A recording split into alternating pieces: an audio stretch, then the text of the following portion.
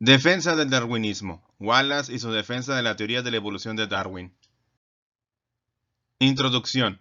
A pesar del éxito que tuvo la publicación del origen de las especies, pronto se puso de manifiesto el rechazo a las ideas de Darwin por parte de un numeroso grupo de naturalistas, algo que se manifestaría de manera mucho más activa durante el último cuarto del siglo XIX y principios del XX, un periodo que ha sido considerado como un eclipse del darwinismo hasta que la teoría sintética volvió a situar a la selección natural en el lugar que le correspondía. Cuando ya fue imposible defender cualquier tipo de creación individual de las especies, las críticas al darwinismo, desde una perspectiva teísta, se centraron en sus dificultades para explicar el origen de la variación y, sobre todo, en el hecho de que la selección natural propuesta por Darwin fuera un proceso que dependía de la selección de variaciones al azar. Se intentó sustituir esta idea por un proceso más ordenado y finalista. Las críticas al darwinismo se desarrollaron en dos direcciones. En primer lugar, defendiendo algún tipo de diseño o control del proceso de evolución por parte de Dios, y cuando esto no pudo mantenerse, se reintrodujo una forma de finalismo a través de una redefinición de la teoría de Lamarck. Las posiciones centradas en la planificación divina tenían su origen en la teología natural de Paley, que consideraba que el orden natural que existía en el mundo reflejaba un plan divino. Chambers amplió la idea al considerar que el plan divino había sido diseñado para que se pudiera desarrollar sin la intervención directa del Creador, introduciendo una ley de desarrollo progresivo en la naturaleza. Esta idea sería defendida por naturalistas como Maybar, que en su obra sobre la génesis de las especies, publicada en 1871, insistía en la necesidad de un plan preestablecido, por supuesto de origen divino, para explicar la existencia de las similitudes existentes entre organismos muy diferentes, algo que, según él, no podía haberse producido al azar. Para él, la existencia de numerosos procesos paralelos era una prueba de la imposibilidad de una evolución puramente naturalista, y consideraba que, aunque los diferentes pasos en la evolución podrían ser provocados por estímulos externos, tenían que estar dirigidos por un plan interno que existiría en la misma naturaleza de la vida. Otro importante antidarwinista, el duque de Argyll, en su libro El reino de la ley, mantenía la idea de que el diseño divino podía realizarse a través de un proceso de ley natural, pero solo porque todos los acontecimientos que se habían producido y se producirían durante la evolución habían sido introducidos en la materia viva como potencialidades en el momento de la creación, estando así predeterminados. Para algunos críticos, la verdadera fuerza creativa que daba lugar a nuevas especies era la variación y no la selección natural. Se insistía en la posibilidad de que la variación se produjera al azar y se buscaba un mecanismo que dirigiera el proceso de evolución controlando la aparición de variaciones. Aquí se apelaba a Lamarck. Los caracteres que se adquirían durante la vida de un organismo podían transmitirse a la descendencia y así las variaciones se perpetuaban. Hubo otros planteamientos teístas como la teoría de la derivación de Richard Owen, expuesta en 1866, según la cual la variación era consecuencia de una secuencia de transmutaciones ordenadas por Dios, pero en los años 80 del siglo XIX, la teoría del diseño divino fue perdiendo partidarios entre la comunidad científica, de tal manera que en la década de los 90 solo algunos naturalistas de mayor edad la mantenían. La mayoría de los naturalistas consideraban que el objetivo de la divergencia era producir estructuras diferentes, cada una con su propia forma de adaptación al medio ambiente externo. El problema con Darwin era que él explicaba el proceso de adaptación por medio de un mecanismo completamente natural, donde no parecía caber la intervención divina. Cuando pareció difícil demostrar el plan divino mediante la adaptación, se intentó buscar su intervención en la acomodación de la forma a la función, lo que fue considerado como una muestra de la benevolencia divina. En este intento sobresalió uno de los valedores de Darwin, Asa Gray, argumentando que un Dios benevolente debería haber dirigido de alguna manera la adaptación para que los resultados fueran beneficiosos. Se buscó esta intervención en la idea de que la acomodación de la forma a la función debería realizarse a través de una interacción diaria entre la especie y su medio ambiente. Para superar la idea de un mecanismo de evolución al azar basado en la prueba y el error, se intentó buscar un proceso que permitiera una respuesta finalista del organismo ante su medio ambiente. Así, la solución para sustituir el diseño divino por una nueva forma de teleología se encontró en una nueva resurrección del lamarquismo. Si los organismos pueden heredar caracteres adquiridos, es porque existe alguna característica de la vida que les hace reaccionar de manera beneficiosa frente a las dificultades del medio ambiente, de tal manera que las variaciones evolutivas no se producen al azar, sino dirigidas hacia un fin. Wallace reaccionó desde el primer momento contra estos ataques, haciendo honor a la afirmación que más adelante realizara en Darwinismo, de que se consideraba más darwinista que Darwin. Criticó al duque de Argyll en un artículo que publicaría en 1867 con el esclarecedor título de Criación por ley, defendiendo el razonamiento de Darwin de que en todas las estructuras de los seres vivos se han producido por la acción de unas pocas leyes generales que están bien establecidas, cosa que se olvida cuando se discute sobre el origen. También expuso claramente cuáles consideraba que eran esas leyes. La primera, la ley de la multiplicación de los organismos en progresión geométrica. Segundo, la ley de población limitada. El número de individuos de cada especie en una zona o en todo el globo es prácticamente estacionario. Tercera, la ley de la herencia o semejanza de la descendencia con sus progenitores. Cuarta, la ley de variación. La descendencia se asemeja mucho a sus progenitores, pero no completamente. Quinta, la ley de los cambios continuos en las condiciones físicas de la superficie de la Tierra. Y sexta, la ley del equilibrio de la naturaleza. Cuando una especie está bien adaptada a las condiciones que la rodean, prospera. Cuando está mal adaptada, se extingue. Ante el razonamiento de Argyll, en los que el creador aplicaba personalmente leyes generales, porque estas leyes por sí solas no serían capaces de producir ningún efecto, es decir, el universo, con todas sus leyes, sería una suerte de caos, sin variedad, sin armonía, sin diseño, sin belleza, Wallace escribió: "Yo pienso, por el contrario, que el universo está constituido para ser autorregulable". Esta es una afirmación que Wallace repetiría con frecuencia para defender la evolución mediante la lucha por la existencia. En su crítica expuso numerosos ejemplos de esta autorregulación, como el desarrollo de los nectarios de las orquídeas, el ajuste que se produce entre un río y su cauce como consecuencia de la acción del río, o los ángulos de un cristal que tienen un diseño perfecto y no han necesitado ningún tipo de actuación de una mente creativa. De todos ellos, acabó sacando una consecuencia general. El mundo está de tal manera constituido que, por la acción de las leyes generales, se produce la variedad más grande posible de superficies y de climas, y por la misma acción de leyes igualmente generales se ha producido la mayor variedad posible de organismos adaptados a las diferentes condiciones de cada parte de la Tierra. Mientras que Darwin aceptaba la herencia de los caracteres adquiridos como un hecho indudable, aunque consideraba que tenía poca importancia en el proceso de la evolución y su intento de explicar el fenómeno de la herencia con la teoría de la pangénesis no estaba muy alejado de esta idea, Wallace la rechazaba de pleno, posiblemente porque sería hacer depender la evolución de una causa muy inmediata, lo que era contradictorio con su modo de pensar. Los argumentos de Wallace frente a la herencia de los caracteres adquiridos, mejor desarrollados, se encuentran en un artículo de 1893, ¿Se heredan los caracteres adquiridos individuales?, en el que rebate principalmente los argumentos de Herbert Spencer. Wallace consideraba necesario, en primer lugar, comprender claramente qué se entiende por caracteres adquiridos, poniendo ejemplos de cómo incluso los mejores naturalistas tomaban cualquier peculiaridad que aparece en un individuo durante su vida como un carácter adquirido. Pero para Wallace, tales peculiaridades eran generalmente heredadas de algún antecesor, salvo que queden claramente trazadas por las condiciones especiales a las que se haya expuesto el cuerpo del individuo. Aunque admitía la influencia que tienen en el desarrollo de algunos caracteres las condiciones en las que se produce el desarrollo individual, insistía en que estos no se heredan, ya que sería lo mismo que suponer que las mutilaciones se heredan. Es muy interesante la manera en la que rebatió el argumento de Spencer, que intentaba demostrar el valor de la teoría de Lamarck al considerar el desarrollo del tacto.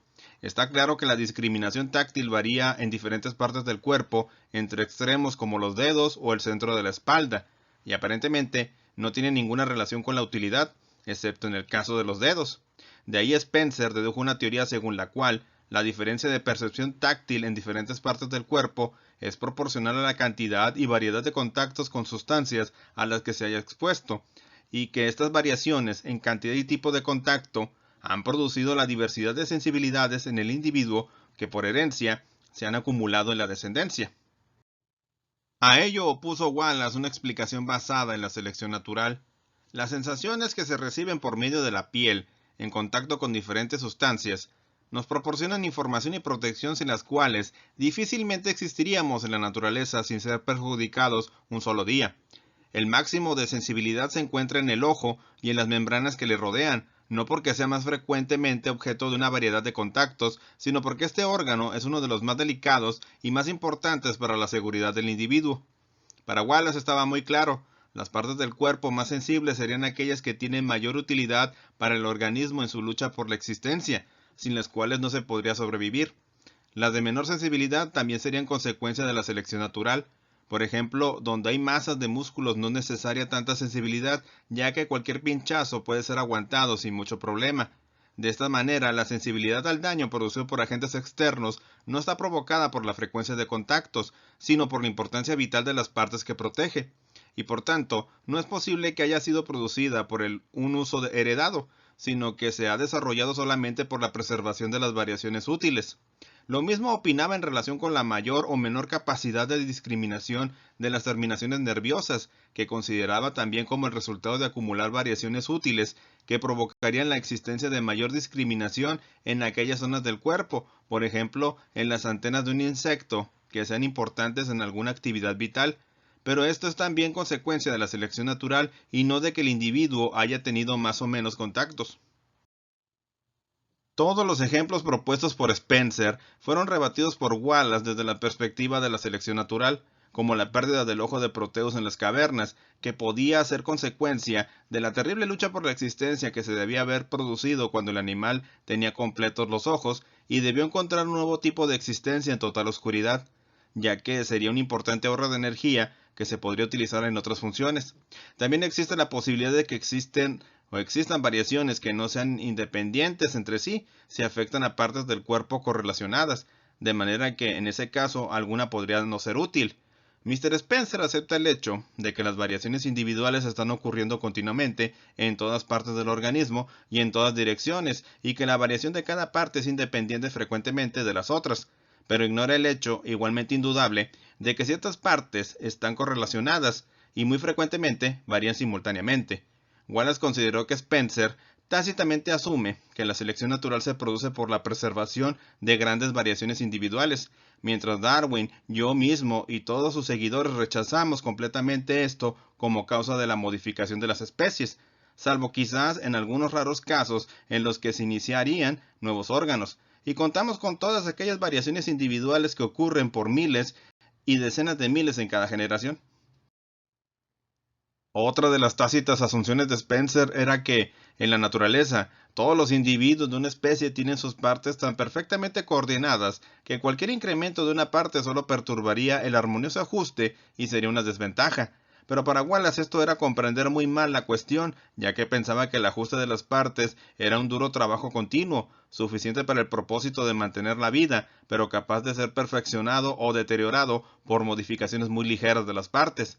Nosotros hemos demostrado que se puede alcanzar un alto porcentaje de fuerza y actividad mediante combinaciones muy variadas de huesos y músculos de las extremidades o de otras partes variables, y difícilmente podemos dudar de que casi todos los hombres serían jugadores de cricket o atletas más eficientes con solo un ligero perfeccionamiento en su organización. No es, como Mr. Spencer asume, por la selección de perfeccionamientos en algún determinado hueso, músculo o extremidad como se han efectuado estas modificaciones, sino por la selección de las capacidades o cualidades que resultan de las infinitamente variadas combinaciones de variaciones que constantemente ocurren.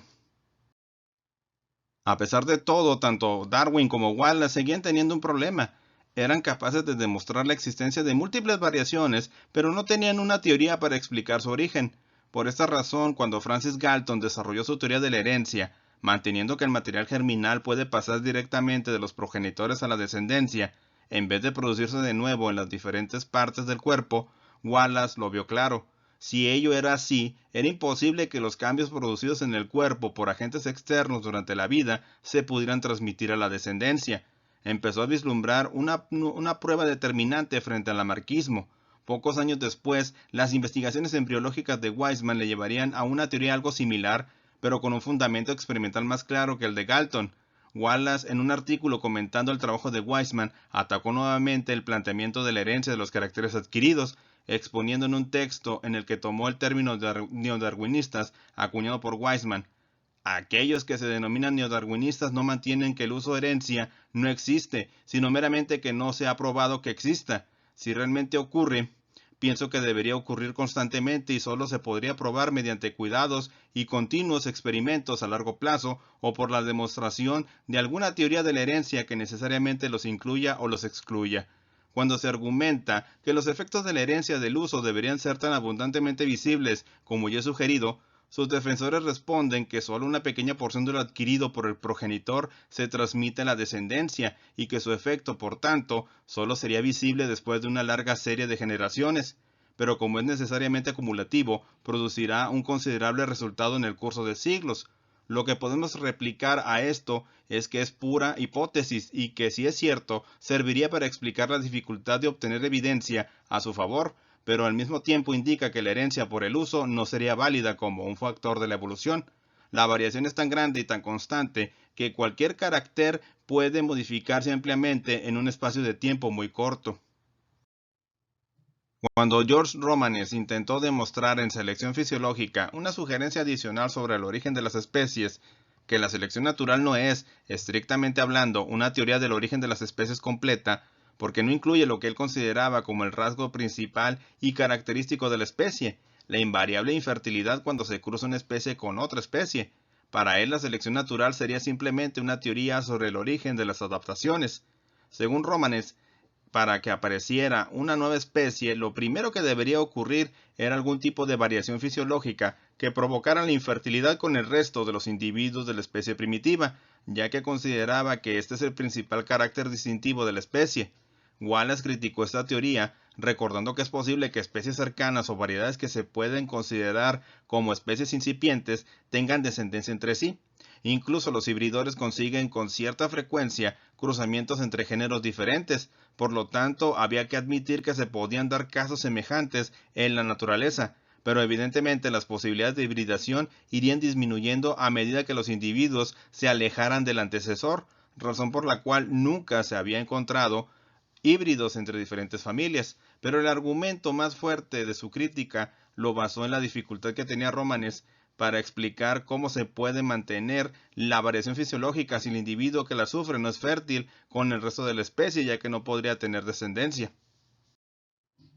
Finalmente le planteó la cuestión de que si se produce una variación fisiológica en diferentes partes de un área, cada individuo que la sufra requeriría como contrapartida a otro individuo que solamente fuera completamente suyo. En conclusión, yo no niego que pueda surgir variedades que no exhiben otro carácter distintivo que la esterilidad con el conjunto de la especie parental, pero reclamo haber demostrado que tales variedades tienen una inmensa desventaja y difícilmente tendrían alguna posibilidad de ser preservadas e incrementadas hasta lo que sea necesario para formar el núcleo de una nueva especie. Wallace ensarzó en otra discusión con Romanes acerca del problema de la utilidad de los caracteres como consecuencia directa de la adaptación. En el artículo El problema de la utilidad, ¿son siempre o generalmente útiles los caracteres específicos?, discutía las objeciones a la doctrina de la utilidad desarrollada por Romanes en el libro Darwin y después de Darwin, 1892. Seguía aceptando la herencia de los caracteres adquiridos, especialmente aquellos relacionados con la influencia del alimento y el clima, aceptando también los efectos del uso y del desuso. Romanes consideraba que Darwin podría haber admitido algún proceso diferente a la selección natural como origen de algunos caracteres específicos que no consiguió explicar. Wallace le contestó que las dificultades de Darwin para explicar la existencia de algunos caracteres se deben únicamente a que en su momento no se tenía un conocimiento tan amplio acerca de las variaciones. Ahora sabemos que se producen variaciones de cualquier tipo que se pueda concebir en todas las especies abundantes en cada generación y que la selección natural nunca carece de material para actuar. Wallace definió como carácter específico aquellos caracteres en virtud de los cuales la variedad se ha transformado en especie y que la diferencian de manera absoluta de otras especies. También explicaba cómo se puede producir la especiación. Cada área contiene un número de grandes y dominantes especies que parecen ser, y probablemente lo sean, estables durante largos periodos, tanto en la media de población como en la extensión del área que ocupan. Sin embargo, las especies no son absolutamente homogéneas, varían en cada generación, no de forma mínima o infinitesimal, como en un principio se había supuesto, sino de forma considerable, siendo fácilmente observables y medibles por cualquiera que las observe. Por tanto, las especies están compuestas por una masa fluctuante de unidades variables que todavía mantienen la misma media general de caracteres, por una eliminación constante o intermitente de los casos extremos en ambas direcciones. Tales eliminaciones tienen lugar anualmente a gran escala, ya que aunque el incremento anual por nacimientos es muy amplio, La población de adultos permanece aproximadamente fija. Las especies se mantienen en armonía con su medio ambiente por la supervivencia del más apto. Pero supongamos que ocurre algún cambio importante, bien en el clima, en la abundancia de alimento o por la irrupción de algún nuevo enemigo, un cambio que desde el principio afecta de manera perjudicial a las especies. Deben, por tanto, sufrir una cierta cantidad de modificación, bien estructural o funcional, para tener éxito bajo las nuevas condiciones, y las variaciones constantes en cada extremo de la media proporcionan el material para adaptar el organismo a estas nuevas condiciones.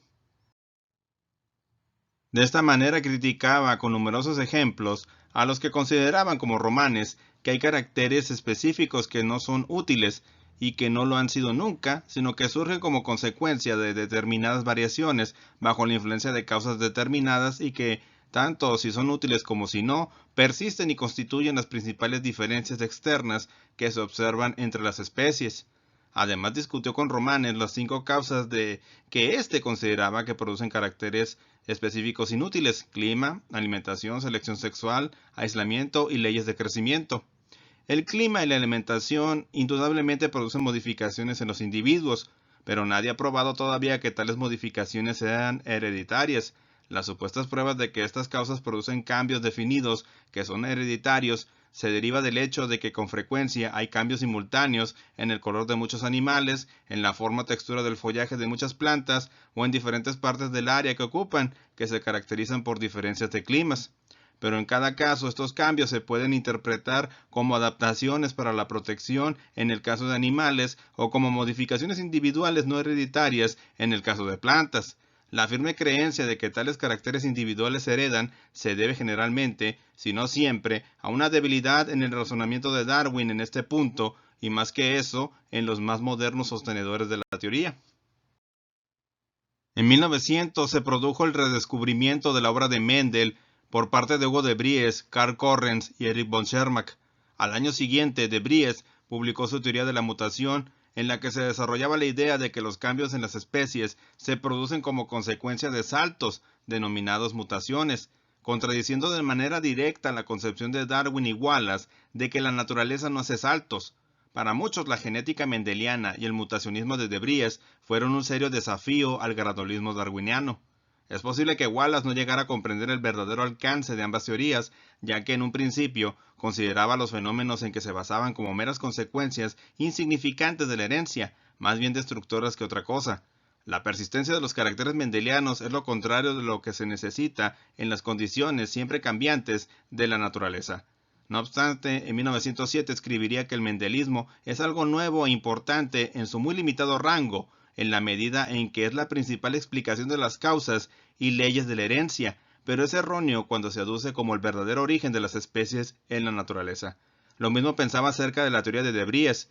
Era completamente erróneo intentar explicar la evolución a partir de ella, ya que es incapaz de dar cuenta de las maravillas e intrincadas adaptaciones en los seres organizados que la variación normal, su rápido incremento y la severidad de la lucha por la vida inevitablemente brindan. No tuvo mucho tiempo para seguir el desarrollo de la nueva genética, pero en una entrevista al final de su vida llegó a considerar la posibilidad de que el mendelismo, como teoría de la herencia, ayudará a dilucidar algunos problemas pendientes de la teoría de la selección natural. De esta manera terminamos con el extracto del explorador de la evolución, Wallace, de José Fonfría. Espero que la información que han recibido sea de su interés. Por mi parte no me queda más que agradecerles y esperarlos en el próximo video. Muchas gracias y hasta pronto.